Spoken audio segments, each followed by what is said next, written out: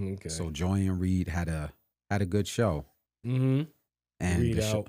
the Reid out. Shout out to Joy Ann Reid. We salute her. She's been an important voice for us in our communities. She's always talked up, always been brave, always brought up the issues, and MSNBC pretty much took her show off the air.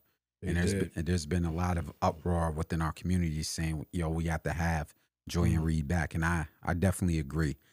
Before I get into the couple of questions, what is your overall thoughts on this situation? I understand. I'm not happy that they took her off. I don't think they should have, because that's another lane, an avenue of a voice that needs to be heard from our perspective. But also, let me make it clear too. And Stephen A. Smith blew this up. He said that basically, what is his point? He said that they lost 57% of their viewers. Or was it 53?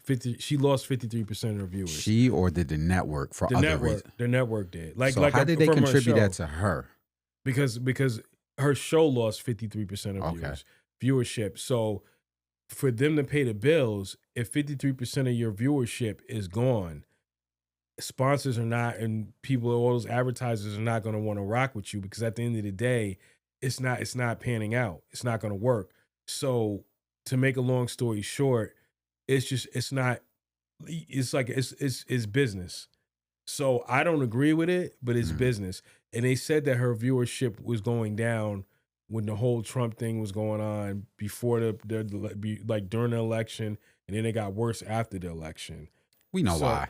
You know what I mean? So then they had a new president, what they're not telling in the story from NBC. I think her name is Rebecca Cope something, but whatever. The new program director for NBC, she the one that decided, like, yo, your show has to go. So she got let go of. I think that she fell on the sword too. You know, I mean, you knew you can't keep throwing shots and poking. And even Donald Trump, he couldn't wait when he heard it. You know, he threw a shot. You know what I'm saying? And Megyn Kelly threw a shot. And I mean, it is what it is. But now this is a chance for you to go out and do what you want to do. So the other point that we made about us not owning these companies and so forth, that's where I was going with it, to segue into this. Joy Ann Reid has been a powerful voice within our community, and I salute her for the work that she's done. Facts. I salute Joy Ann Reid for the Reid Out show and every commentary, because she's always put it on the line. Yeah.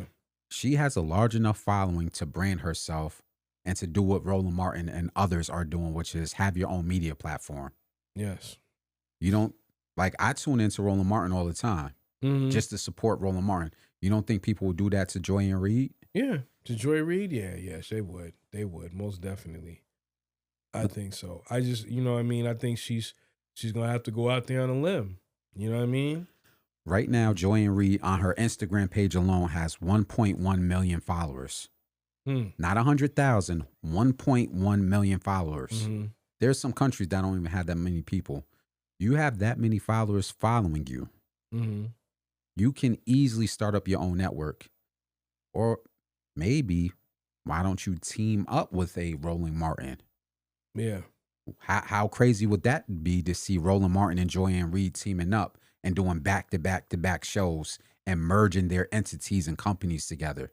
Right. Kind of how the Wayans family did, pitting each other on. Right. Sticking together. Right. I would love to see that. Hint, hint. Hint, hint, Roland Martin. Yeah. Hint, hint, Joy Ann Reid. We would love to see our elders within Black media team up as a force and be a powerful punch. I didn't want to see her lose her job. I saw all the commentary, oh, good for her. I'm not that way. Right. People have a family to feed. She's not hurting nobody. She ain't doing nothing malicious. I didn't want to see her lose her job. Hell, I've been laid off in the past, so I know how that feels. Right.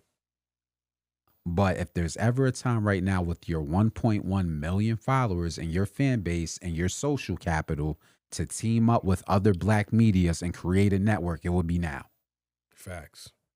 Got anything you want to add on to this? No, I just think, like I said, once again, it's sad that she had to lose her job, but you know what I mean?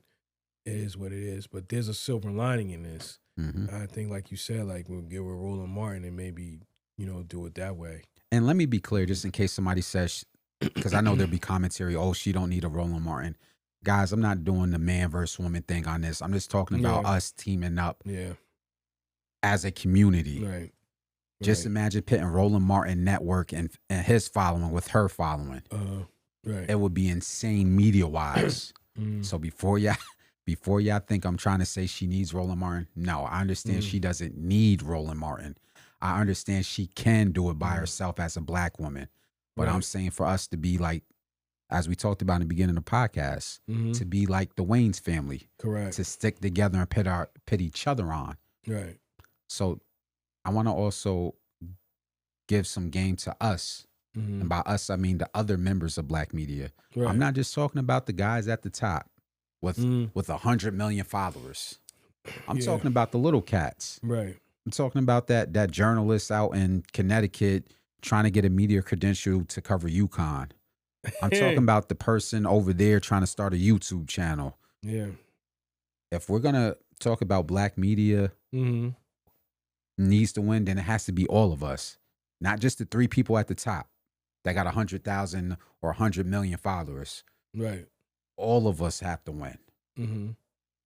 Because I talked about this on the last podcast when I talked about kind of in a way I see people saying we need Black media, we need Black media. Then when we reach out, they ghost us. They don't answer our emails. Yeah. And me and you've been in a space long enough where we can honestly say this because we cover sports. They treat us crazy in the sporting arena. They do. They make us jump through hula hoops to get those media credentials. They sure do. Oh, and we already talked about it. You called the NFL out about their lack of representation with the media. Right. Because we done applied a couple of times to get media credentials, and we have a long resume. Facts. It ain't no DEI over here. We don't need DEI. We have a resume to back up what we did within sports. Facts. We're not looking for the preferential treatment. We're saying there's a problem because they're not letting Black media in. Correct. So that's just my whole get up on that. Hopefully Joy Ann Reid bounce back. She will bounce back. And like I said, hopefully this is used as motivation for her to start her own network, and we'll see great things from her in the future. Right.